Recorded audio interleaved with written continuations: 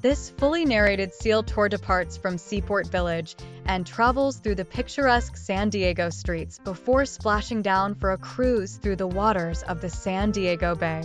Along the way, you will learn about the rich military history of San Diego and see California seals and sea lions up close. Manufactured by Cool Amphibious Manufacturers International, the Hydra-Terra is a newly fabricated amphibious vehicle designed to provide a safe and comfortable ride for passengers in both highway and marine environments. The vehicle is 39 feet long with a width of 8.5 feet. The unique design of the Hydra-Terra provides the vehicle vessel with a positive displacement foam flotation system. The side sections of the 100% aluminum hull are divided into small compartments and filled with foam material that is approved by the United States Coast Guard. The first thing you do is grab a hold of this metal handrail, face towards the boat, start working your way up to the top. Once we get up to the top, we have two metal handles up here. Please use these metal handles to help pull yourself on board.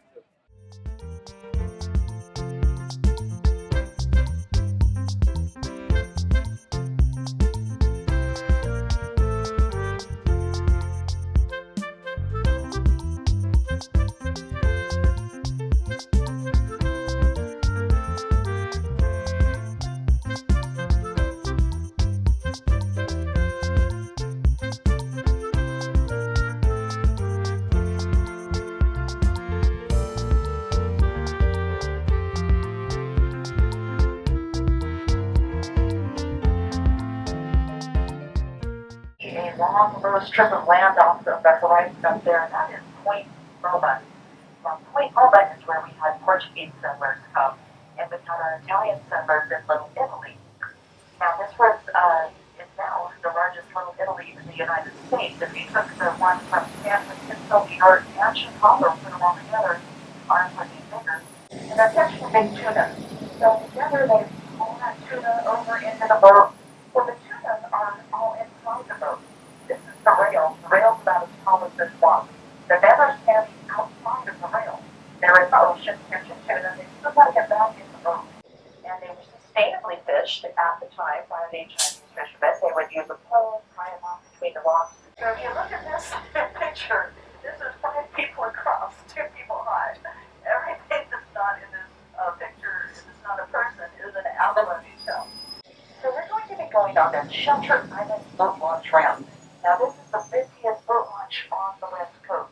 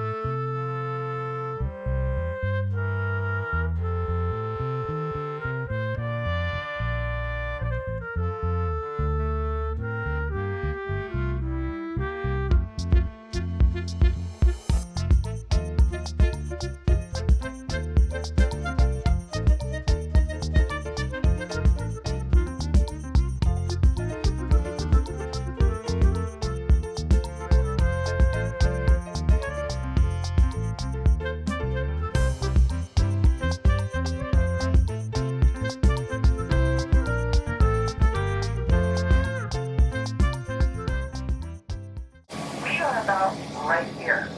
So our bay is 14 miles long from one end to the other. And we came in over here, and we're going to go almost to the end. We're not going to the open ocean. We're going to stop before Point Lola. And we're going to go to called the bait barges. Now the bait barges are full of bait fish, and I'll explain to you how they work when we're looking at them. It makes a lot more sense. Seals, they're pretty solitary, and sea lions start to hang out in family groups. They hang out in like the harem-style group. The seal, when you're looking at them, you can see they just have a hole in their head where their ear is. but the sea lions have little ear flaps like we do.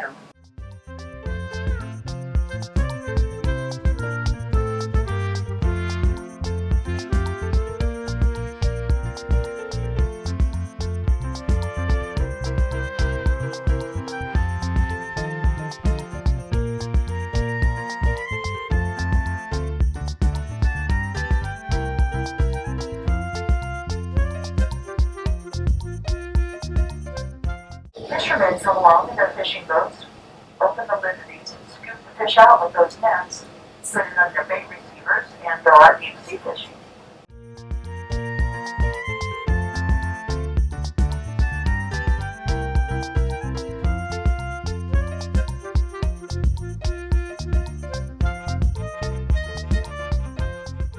These bait barges for what they're intended for. You scoop it out that bait, gonna put it in their bait receiver, and then they're gonna go catch some fish. So you're looking at a nuclear submarine over there. Beneath that little housing with the smoke coming out, you can see the long cone. And if you look to the left, you'll see another one behind a red buoy in the water. And if you've got really good submarine finding eyes, you can see a third one over to the right of that yellow crane that's on the land.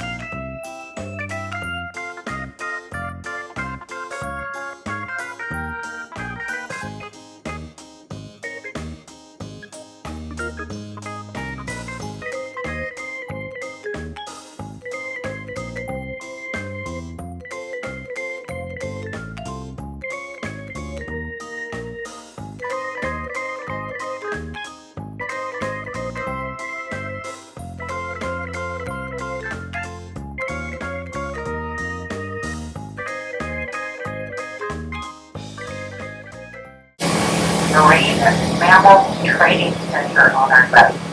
So I showed you where they train sea lions. Over here they train Atlantic long-nosed dolphins. So if I can tile cutters real close here, we're going to see if we can see any dolphins. Each of these floating platforms is actually a pen, and in the pen there are dolphins. And these are civilians. If you want to train dolphins, boys and girls, you do not have to join the Navy. These are civilian trainers. Now they have the Atlantic bottlenose dolphin instead of the local dolphins, because these Atlantic dolphins are smaller, and they have to carry them. They put them in these gray containers, for lack of a better word, and they fold it up over them like a little tent so that the dolphins don't get sunburned. Now they train them to do that and jump into the boats, and they take the boats out into the bay, let them out, and train them to do things like detect listening devices or explosive devices. So they teach it to jump into this little U-shaped thing, so we might actually see them jump right up in there. So yeah, that's how they get them into the bay. Now they swim alongside the boat with a harness on them and a little camera on it so that the trainers can see what the dolphin sees. And they take them out into this bay and they take them into the open ocean. The reason the dolphin don't just swim off and live their best dolphin life is because, like if you have a dog, you feed and take care of it. Once it stays with you, it'll come home. So the same thing with these dolphins. They stay with the trainers, they form a bond with them. Now you can imagine the Navy invests a lot of money in these guys, and they have found that about double their lifespan if they brush their teeth at the end of the day.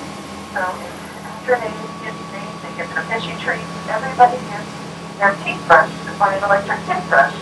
This keeps their teeth in their mouth longer, and they can eat fish longer.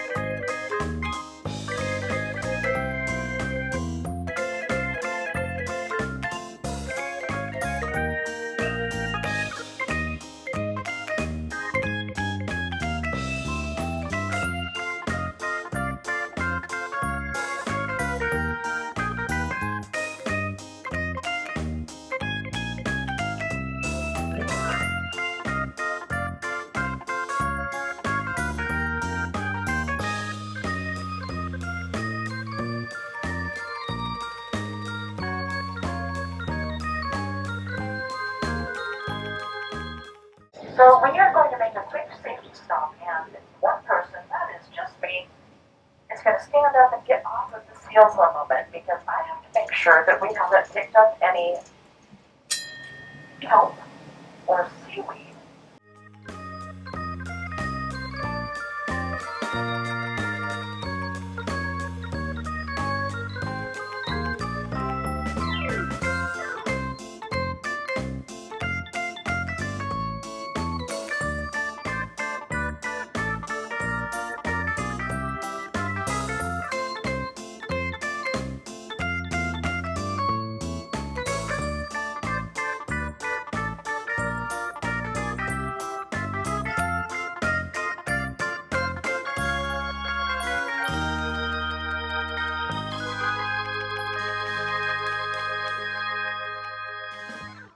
Now this plane was built to be fast, it was built to be light, and it was built to be able to cross the Atlantic Ocean.